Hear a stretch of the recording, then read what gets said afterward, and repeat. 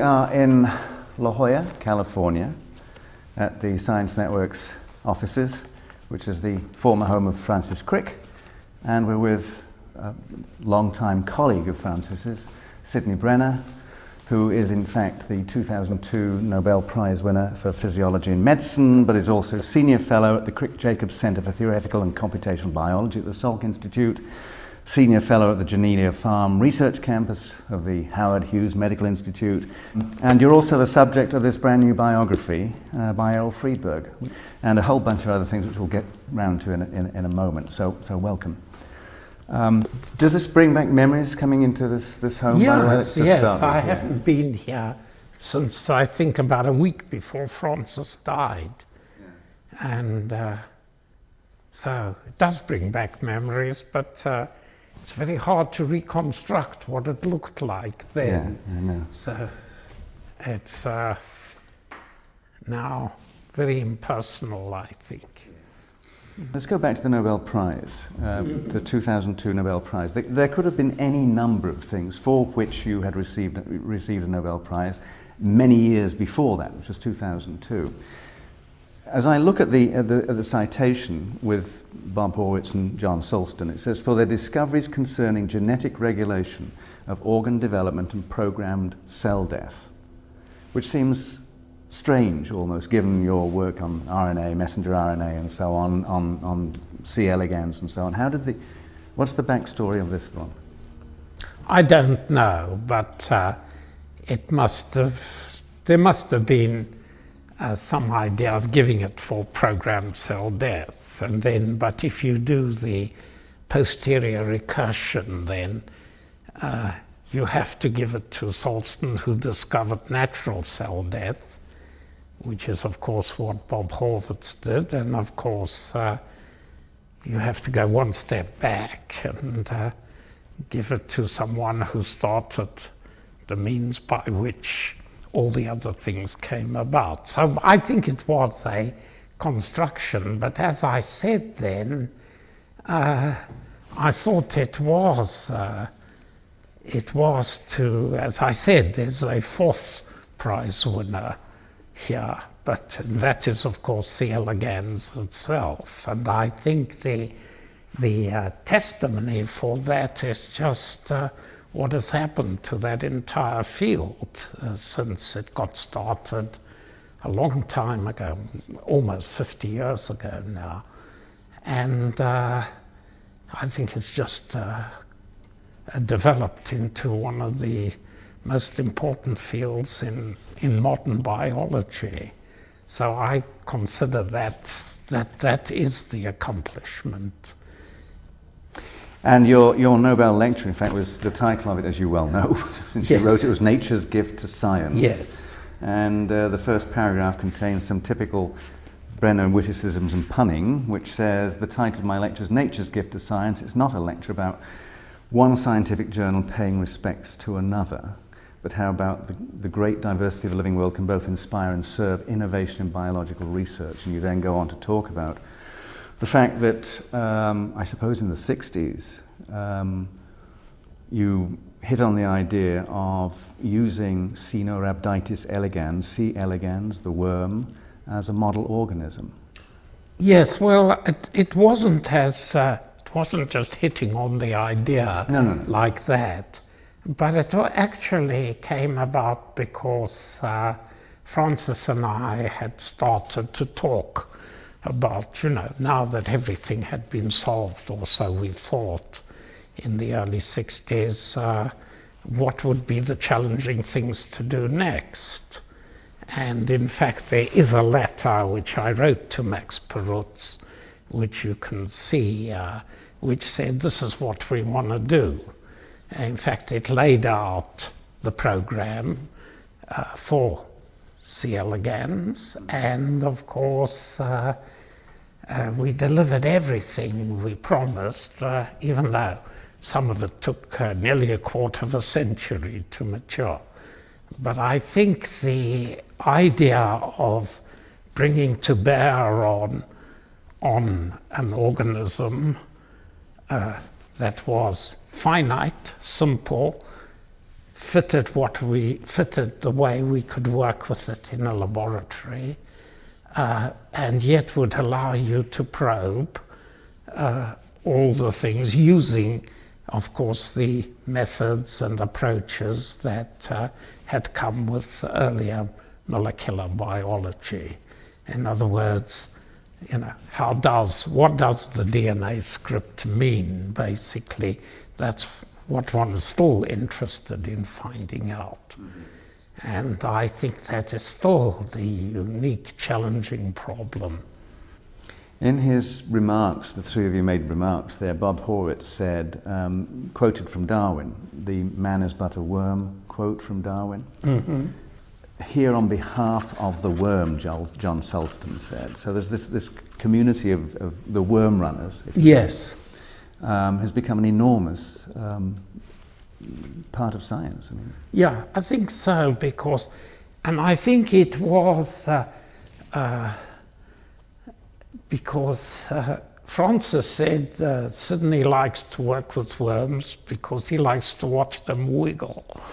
And I think watching them wiggle, the actual direct contact, because now you are separated from the object you're trying to study, and you are separated by a vast set of instruments and computers and so on.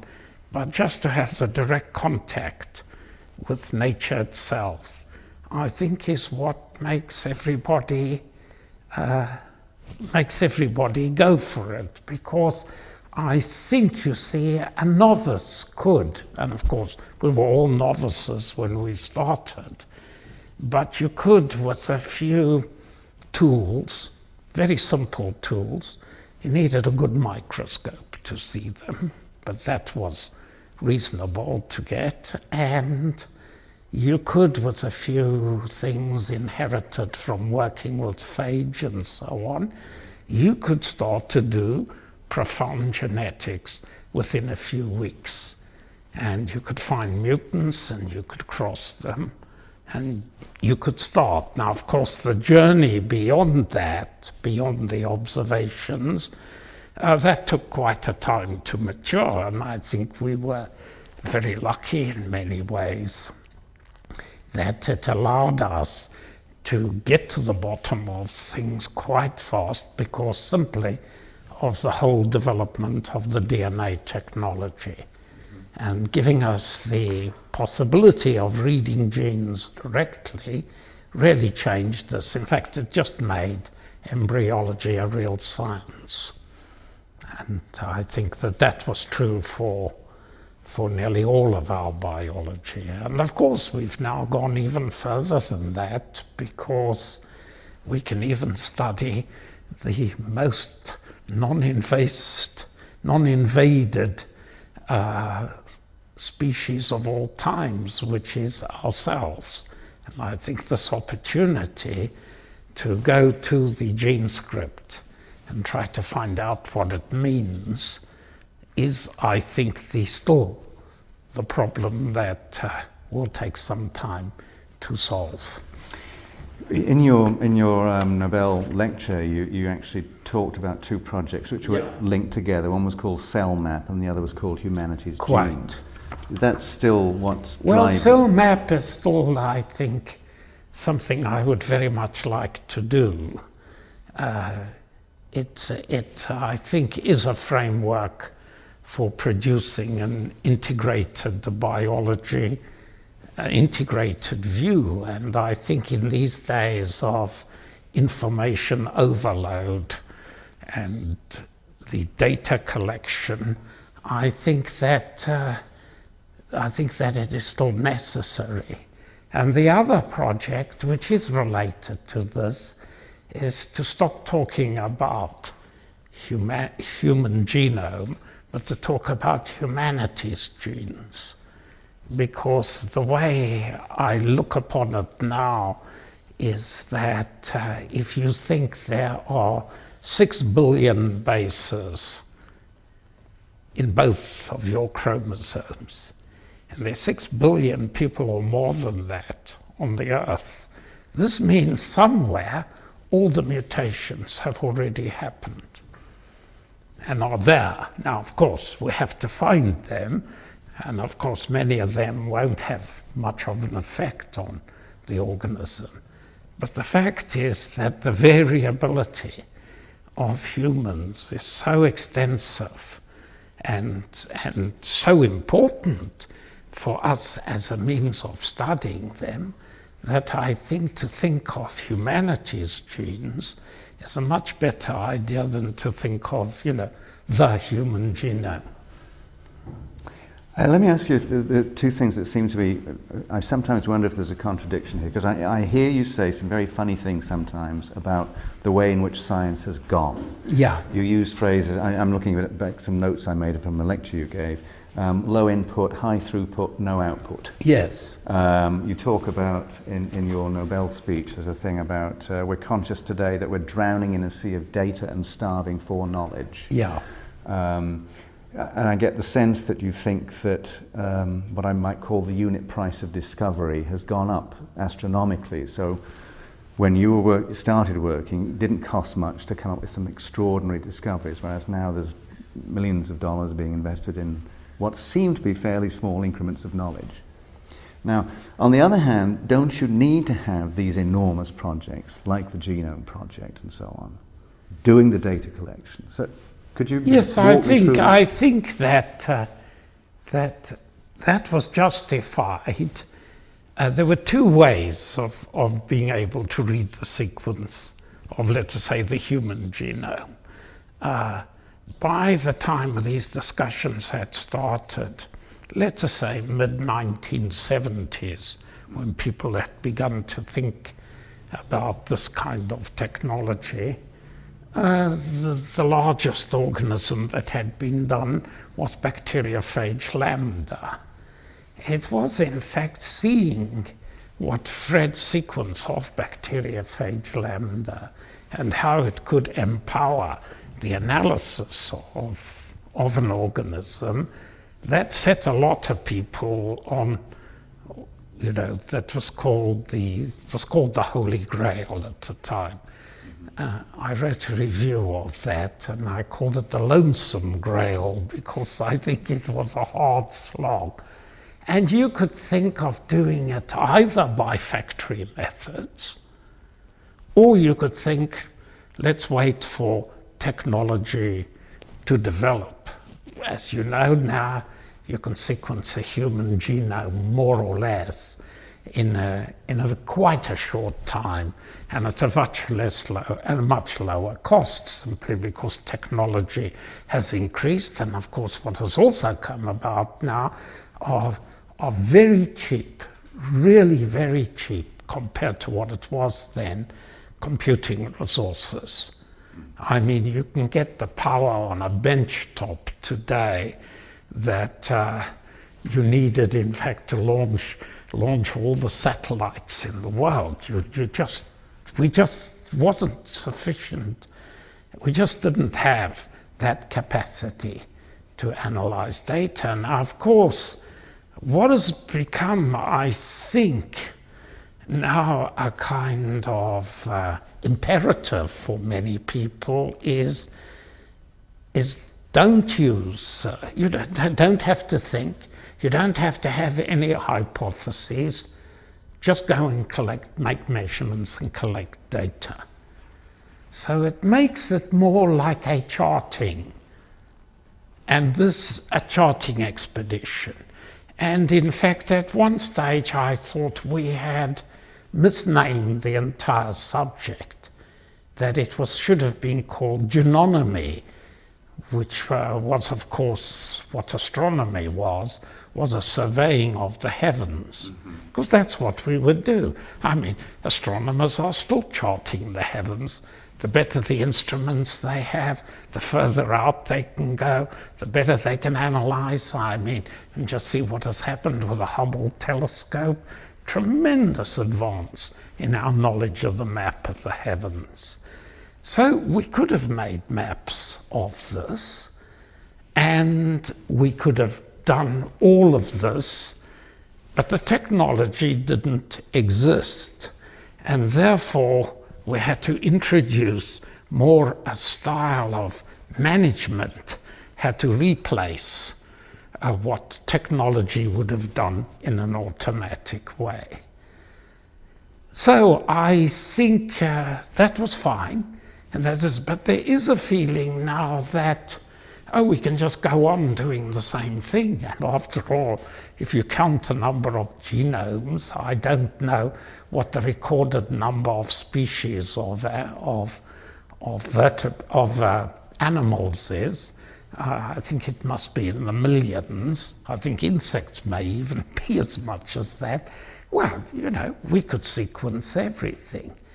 So once you have the power to give atom by atom descriptions of everything, you say, well, let's go and do it. Let's get it. The problem about that is that that is not knowledge, okay? Because although everybody is saying more is better, it's actually the least which is best. That is, do the least and calculate or predict, or whatever you want to call it, the rest. Now, of course, you can't substitute then for what is really missing here, which is a theory about genomes. As you know, there were two ways of interpreting the stars. The one theory, which took a long time to develop, and you know, involved the development of relativistic physics and all the cosmology arguments. You could call it astrophysics. It is a branch of physics. And the other way is to get some idea that it is the stars that determine your future. And indeed, we have the analogy now in the genome. It is believed that we could study the genome and predict your future.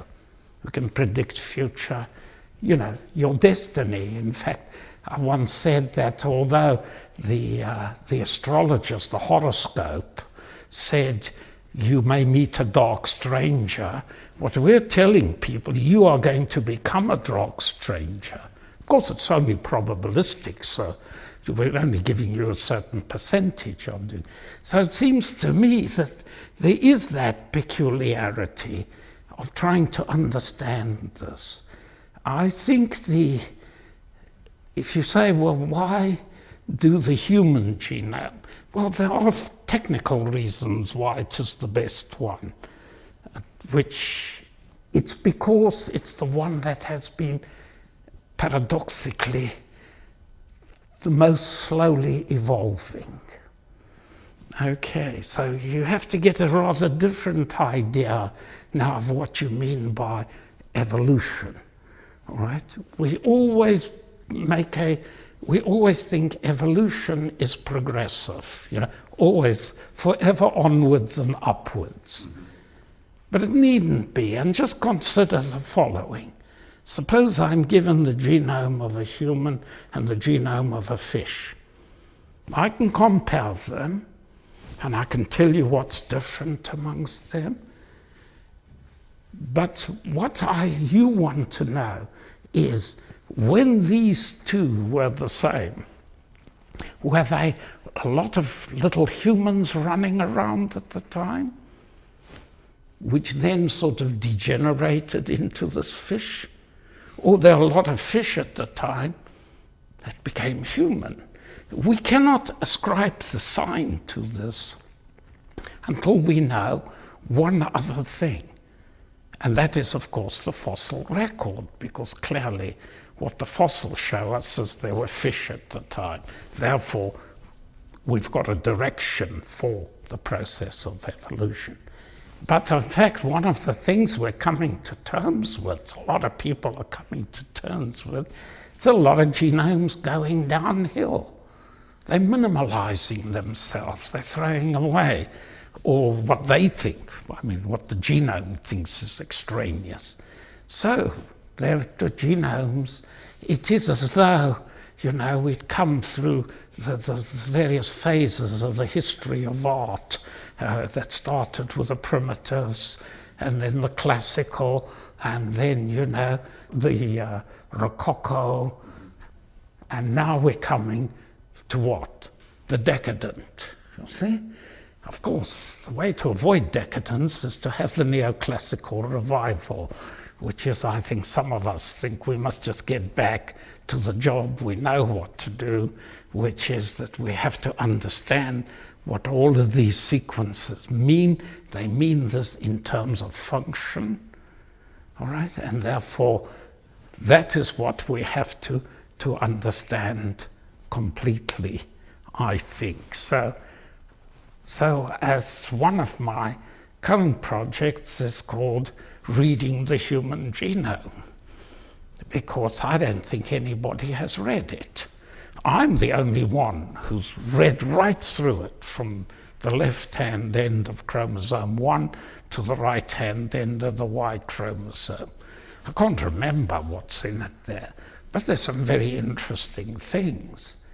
The reason we can't assimilate all of that information in one go is that, of course, it's very detailed, contains lots of things. So, of course, we now have people that know about one gene or one little set of genes in great detail. That's fine. But the problem of putting all of that together is not yet available. Because I think that, and of course I think that's the most challenging intellectual question of all time. Can we reconstruct from the human genome, or any genome sequence, okay, the past? All right? There are very good conditions that you can define for how you can reconstruct the past. Can I go to the human genome and say, oh, there was an episode that happened at this time when they had very much fewer genes. And then there was one even before that where they had half again, let us say. And can we make that connection? Because if it is true that there are residual features that are still lying there in our genomes, then I think we should be able to do that. It's a technical question as to what you would accept as evidence, but why I'm putting it this way is that you do not now take a genome and thread it into a machine and say, tell me what you find here, and then we do Bayesian statistics on, you know, how many times this is there. That's not interesting. That is like putting a book through a mill and doing the word counts in it. You need to have the integrated coherence of it. And because there is a lot of noise in the human genome, still people believe that everything's there for a purpose, but I don't believe everything's there for a purpose. If so, the purpose is not clear to me. I don't think you can deduce the future from what is there now, because that depends on so many other facts. But I think that you now find yourself actually making a hypothesis. If X, this idea, is correct, let us say, whatever it is, that this gene duplicated a long time ago, then this should be true for certain other things, then you go and test it. Because if you try to compute it ab initio, it'll be obscured. It'll be obscured by the noise that exists, which you'll have to cancel out in some way. So I think that there will be new ways of analyzing genomes, and I think and they're already appearing. I mean, this is being done for much smaller genomes, like looking at a lot of yeasts, for example, or a lot of different flies. And I think we have started to do this by looking at primates. Still don't understand, the difference between me and a chimpanzee. I mean, might be hard to discern, but nonetheless, there is a difference. And it's a difference that's composed of lots of different things. So how does what you just said dovetail with two things? One would be the industry in personal genomics, where people are actually looking at a genome and deciding whether or not they think that there's possibility of some disease coming down the pipe. And secondly, the work that Craig Venter has most recently been publishing with the synthetic organisms. Well, you see, and I told this to Craig himself, you see, I think he's a counterfeiter. He's created some forgeries. He's taken other genomes and he's made copies of them and he's put them into organisms. He's not created anything new. He's just shown that he's just like the man who copied Vermeer's. Of course, he's actually copied the real thing. So these are forgeries, basically. Of course, he signed his name to them, so we know they're forgeries. I think what would have been better is had he created one in natural style, so we could recognize, oh yes, that is the style of those class of organisms. And look, he's created a new one in that style. Of course, maybe genomes don't have style, but I think to copy it, it's a technological feat, because it has to be done exactly, or else it won't work. That's the final test. But I think the synthetic biology is not yet a synthesis in that sense. In the idea that they are saying, which is to synthesize things out of some more simple components. It's just a copy of another organism which has been grafted in through this means. This obviously was the President's, whatever it's called now, Commission on Ethics, I think, met to discuss that, because prompted... So I gave evidence to this. That's why I know a lot about it. Right. It put me in mind of, and also the things about stem cells, and so it put me in mind of Asilomar, going back to recombinant DNA and so on, and which you were also involved in. Yes. The claims, I think, were not built up in this way. You see, one of the things we have learned since Asilomar had the thing, we're putting DNA from organisms that have had no natural way of sharing their DNA. In other words, we're crossing barriers, genetic barriers, and therefore, you should be careful. I mean, I always thought it would have been great to have combined duck and orange DNA. It might have saved cooks a lot of time. Duck à l'orange. Yes, but so basically, but we now know that this business of barriers to genetic transfer, so-called horizontal transfer, is nothing like a sealed off.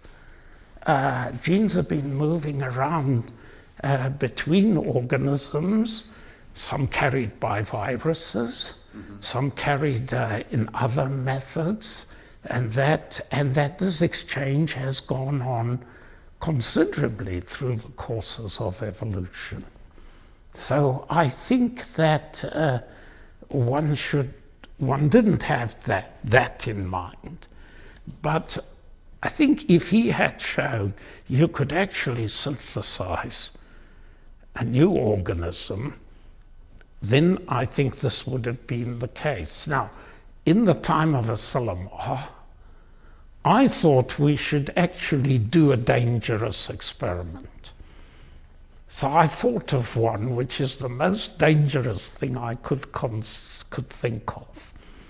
Okay, which is to take ricin, which is this toxin in castor beans, and which was used, if you remember, by the Bulgarian KGB, scratched this person and killed a person in London some years ago. That was ricin. It's a few it's a very toxic material. To take that and put it into a phage and put that phage into a common bacterium. Okay, and I thought that would be a real one, and let's see, whether we could manage this, create this. So of course we then had all these levels of containment that went, up to P4, but we invented ones which were higher than this. In P5, you autoclaved the experimenter after the experiment, and in P6 you autoclaved him both before and after the experiment. But those, now, a few years ago, I was just reading about a toxin that is found in Shigella infections. This toxin is a close homologue of exactly ricin. It is found in a defective phage, which is called epsilon, which is a relative of our friend lambda, and both are in a bacterium called Shigella, which is a very close relative of E. coli. So nature has been far more effective engineer, which says that is, that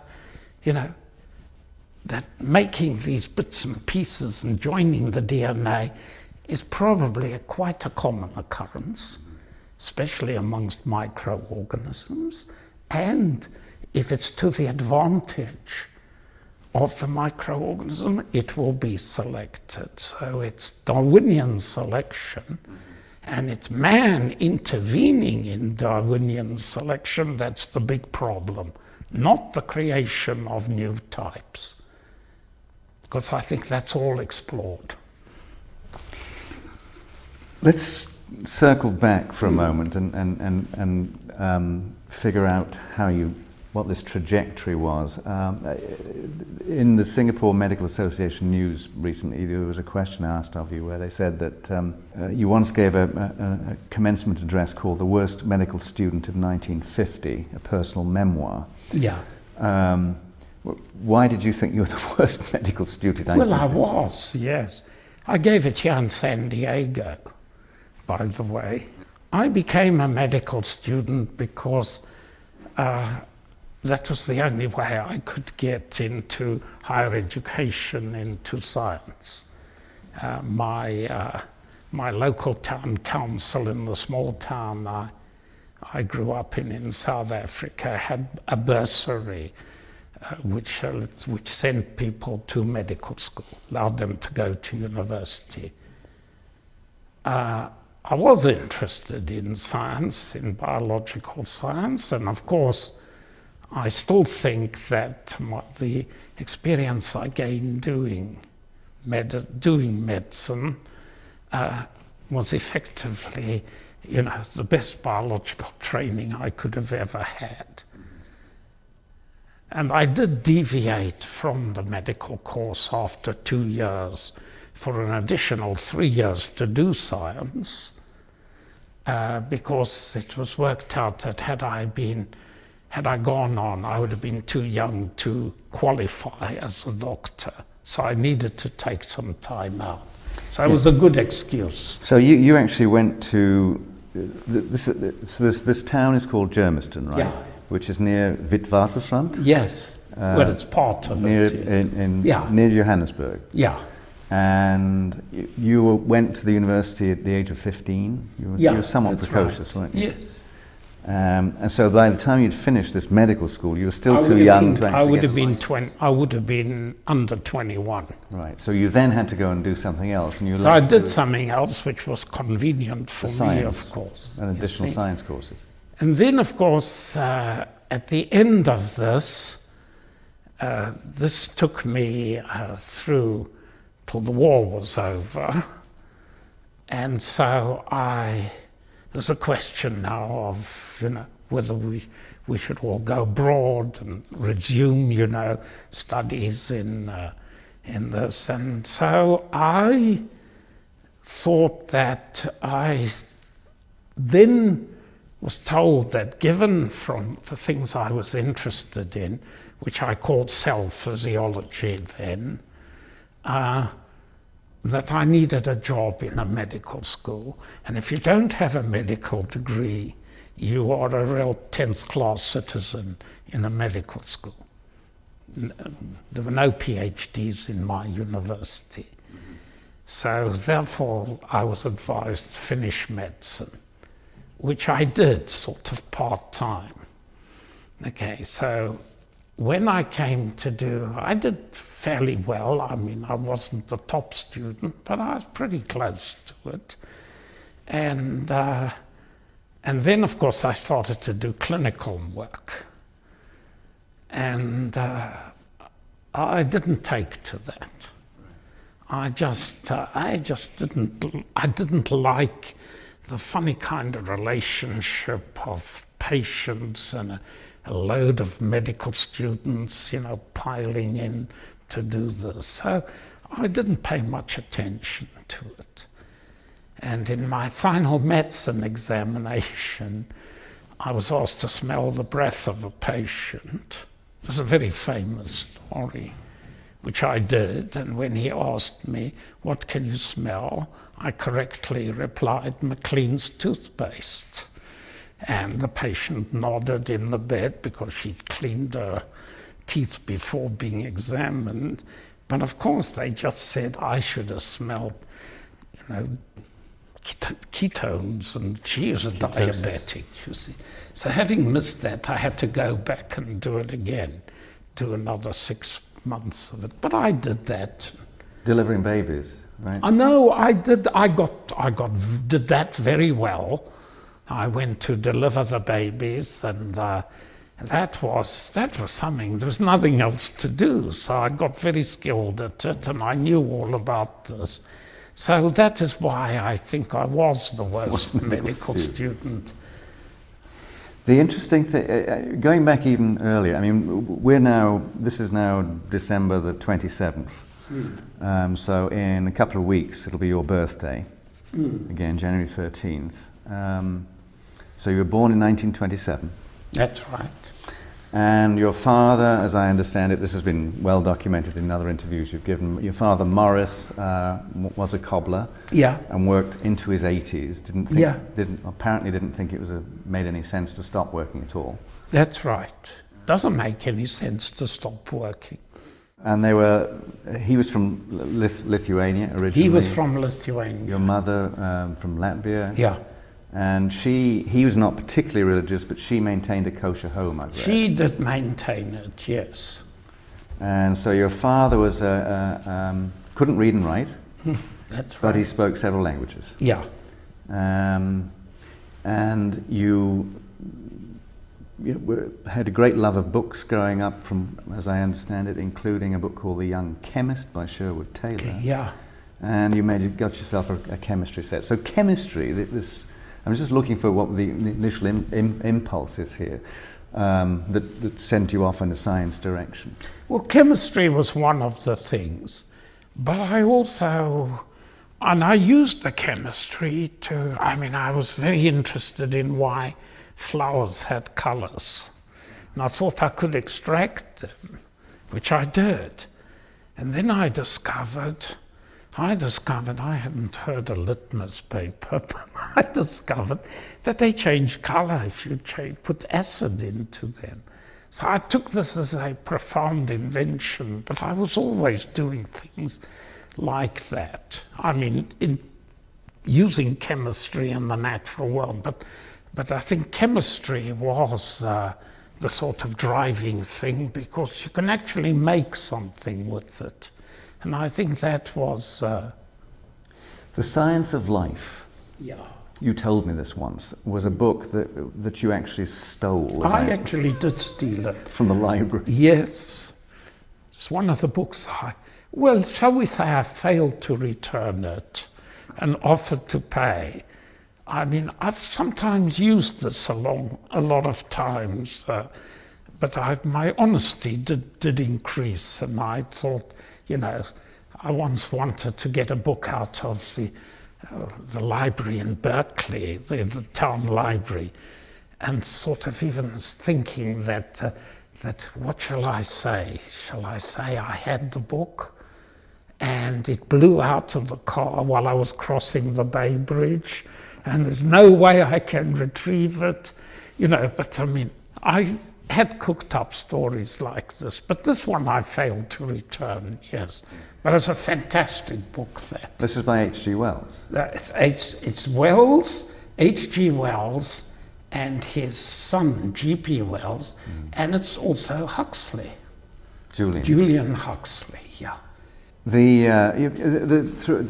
a theme throughout all of these things that I read about you, about your passion for reading about things, the books, the papers. We've actually had this discussion about the way in which, although there are many good things to be said about the World Wide Web and the internet and so on, that I think your feeling is that people are not reading the papers adequately anymore. Well, I'm old-fashioned. I like the feel of the book. And in fact, I think since I've come here, I'm reading about 5 books simultaneously, because I just, you know, you see amazing things in this. But I think the book threatens to disappear. This is what concerns me.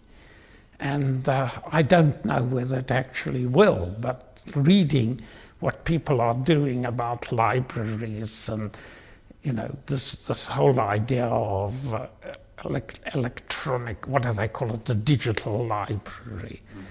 Well, maybe the moving finger writes and then moves on. Maybe that's the digital library we should keep. All right, so we've got you. You did your science year.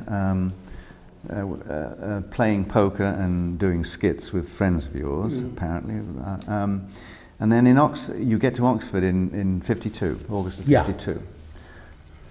In April of 1953, this is rather a significant time, you get into a car on a cold April day with Jack Dunitz, Leslie Orgel, who was another colleague at the Salk, and somebody else, Beryl Oaken. We know who it's Beryl, yes. Oaken, yeah. And drive off to Cambridge, to the Cavendish. To see the model. To see the model. Could you reconstruct? Yeah, well, of DNA, of course. Yeah. The thing is that when I came to Oxford, I had 2 completely wrong theories, but don't worry about them. But I was very interested in DNA and protein synthesis and how one might do the structure of them.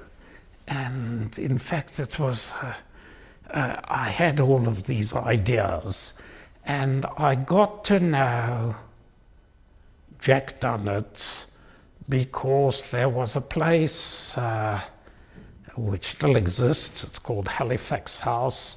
It was a place where scientists who didn't have a college or otherwise, and they were nearly all graduate students or postdocs, which Jack was.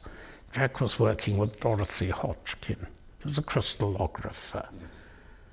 And we discovered that, you know, we got talking and he did this, and then he introduced me to Leslie Orgel, who was at the Salk, and so we all got talking about this. So Jack knew, because he was in contact with the whole thing, because he'd been at Caltech, you see, that what was going on. And he then told me that somewhere towards the end of the year, I can't really date it, but they had apparently, you know, done something to solve the structure. But it must have been that we talked all through November. And so we then decided we must go and see the model. The model had been built, and all the things that you know had been. I'd never met Francis or Jim before, and so we went over there, and as I've written about this, this was an absolute revelation. I mean, I just said, this is it, you know, there's nothing more. And indeed, you know, when I used to go and give talks later in London, people used to say, what are you going to do? I said, I'm going to preach to the heathen. Because the strange thing is that nobody recognized that it seemed to be, the message was totally missed by lots of people. It was so amazing that for a few years still, nothing happened to this thing, except, of course, a few people began to work very seriously on the coding problem as it did transpire. And a few people, like myself, and because they'd now conceived of a way of testing some of this, which essentially was to compare the two sequences of proteins and DNA, except we couldn't compare DNA sequences then, so we were going to do it by genetics, which of course was Seymour Benzer's great sort of discovery, at least to me, and this said, well, we can now look at the DNA through the eyes of genetics. And so I think that that is how this whole early stuff of molecular genetics started. It was in an attempt to try to find out what the correspondence was between these two sequences. And I think this, after that came about, then I think that it then became clear that this was the thing that would carry the lever into the next stage. And I think if you look at that period, 53 to 56, very few things happened during that time. But I mean, it gathered pace so that in a relatively short time, if you think about it, by the middle of 1961, we knew about messenger RNA, we knew about proteins, we knew what the ribosomes were doing. And so roughly about that time, we said, enough, you know. As I think I put it in this note, we said that there would be hordes of American biochemists would enter the scene, and we'll go on and do something more interesting, which is how the C. elegans thing came about. Yes, you like the opening game. The opening game is a good game, because I think so few are allowed to play the end game, that in fact, because most of us are in the middle game. This was J.D. Burnell's idea of how to do science. He was very good at opening games as well, and just got bored by the middle game.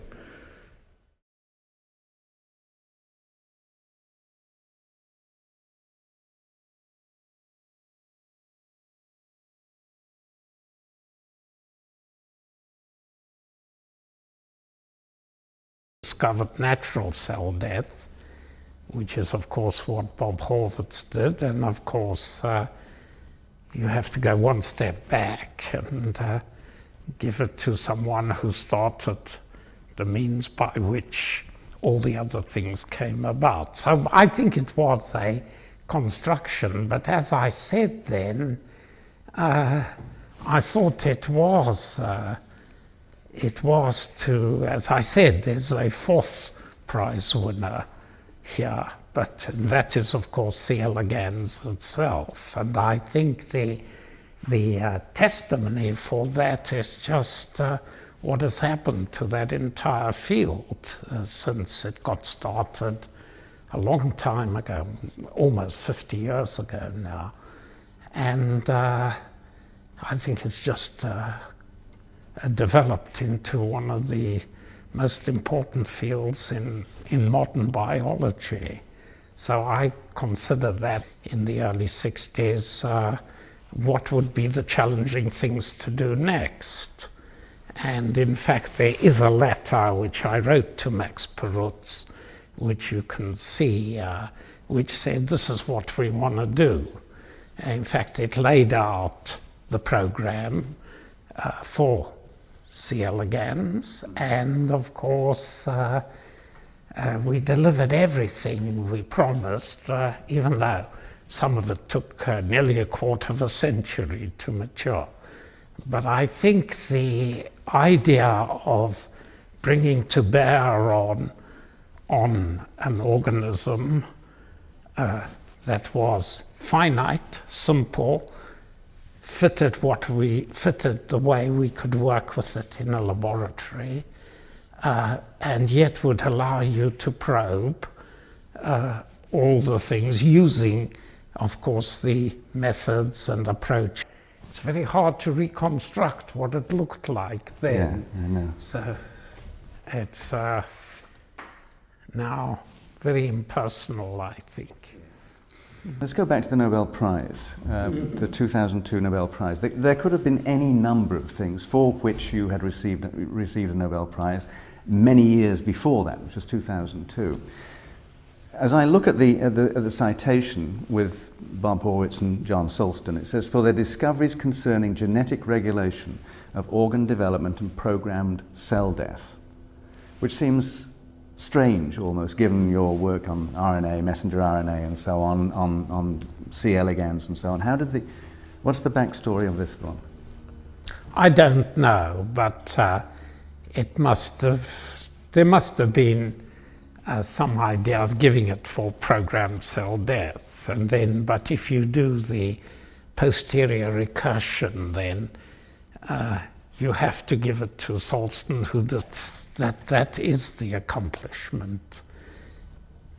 And your Nobel lecture, in fact, was the title of it, as you well know, since Yes. you wrote it, was Nature's Gift to Science. Yes. And the first paragraph contains some typical Brenner witticisms and punning, which says, the title of my lecture is Nature's Gift to Science. It's not a lecture about one scientific journal paying respects to another, but how about the great diversity of the living world can both inspire and serve innovation in biological research. And you then go on to talk about the fact that, I suppose in the 60s, you hit on the idea of using Caenorhabditis elegans, C. elegans, the worm, as a model organism.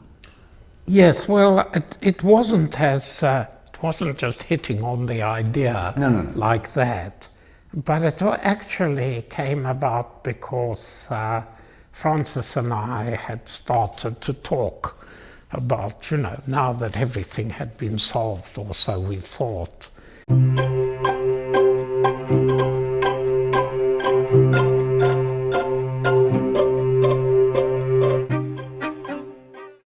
We are in La Jolla, California, at the Science Network's offices, which is the former home of Francis Crick, and we're with a longtime colleague of Francis's, Sidney Brenner, who is in fact the 2002 Nobel Prize winner for Physiology and Medicine, but is also Senior Fellow at the Crick-Jacobs Center for Theoretical and Computational Biology at the Salk Institute, Senior Fellow at the Genelia Farm Research Campus of the Howard Hughes Medical Institute. And you're also the subject of this brand new biography by Errol Friedberg, and a whole bunch of other things which we'll get round to in a moment. So welcome. Does this bring back memories coming into this home? Yes, I haven't been here since I think about a week before Francis died. Yeah. And so it does bring back memories, but